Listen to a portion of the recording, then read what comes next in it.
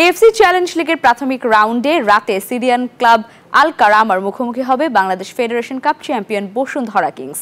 Challenge লিগে বাংলার ক্লাবটার জন্য বড় চ্যালেঞ্জ নিরপেক্ষ ভেন্যু, কাতারের কন্ডিশন। তারপরও মানিয়ে নিতে চ্যালেঞ্জ জানাতে প্রস্তুত রয়েছেন বলে জানান কিংস ডিফেন্ডার তপু বর্মন। দোহার সুহেইম বিন হামাদ স্টেডিয়ামে দু দলের লড়াই শুরু আজ রাত 11:30টায়।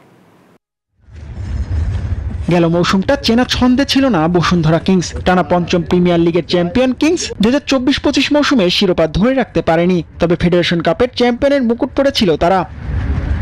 যুক্তরাষ্ট্রের 1 নম্বর জিম চেইন গোল্ড জিম এখন আবারও বাংলাদেশে।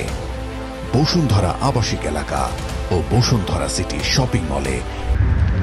পুরনো ব্যর্থতা ভুলে নতুন মৌসুমে এএফসি চ্যালেঞ্জ লিগে সিরিয়ান ক্লাব আল কারামার বিপক্ষে ম্যাচ দিয়ে মাঠে ফিরেছে বসুন্ধরা।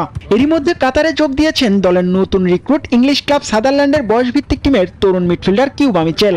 কারামার মুখোমুখি হওয়ার আগে কাতারের অতিরিক্ত গরমের সঙ্গে মানিয়ে নিতে তারিক তপুদের সঙ্গে অনুশীলনও করেছেন তিনি। আমরা প্রফেশনাল প্লেয়ার, সব জায়গায় আমাদের মানায় নিতে হবে এবং ওই জায়গায় ভালো রেজাল্ট করতে হবে, ভালো খেলতে হবে, এটাই আমি মনে করি। আমরা সবাই প্রস্তুত আছি আর কি। দুই ব্রাজিলিয়ান ডোরিয়েলটন গোমেজ, রাফায়েল আগুস্তাকে ফিরিয়েছে বসুন্ধরা কিংস। সঙ্গে দুই নাইজেরিয়ান ইমানুয়েল টনি আর ইমানুয়েল সান্ডেকে নিয়ে শক্তিশালী লাইন আপ বাংলার রাজাদের। কাতারের আবহাওয়াকে পেছনে ফেলে সিরিয়ান ক্লাবটিকে চ্যালেঞ্জ জানাতে প্রস্তুত রয়েছেন বলে জানান কিংস ডিফেন্ডার তপু বর্মন। ম্যাচটা আমরা জয়ের জন্য এখানে আসছি।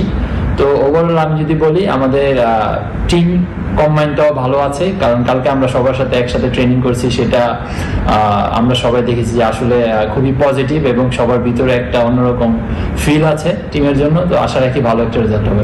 কাতারের দোহাই সুহেইম বিন হামাদ স্টেডিয়ামে দু দলের লড়াই শুরু হবে মঙ্গলবার রাত 11:30টায়।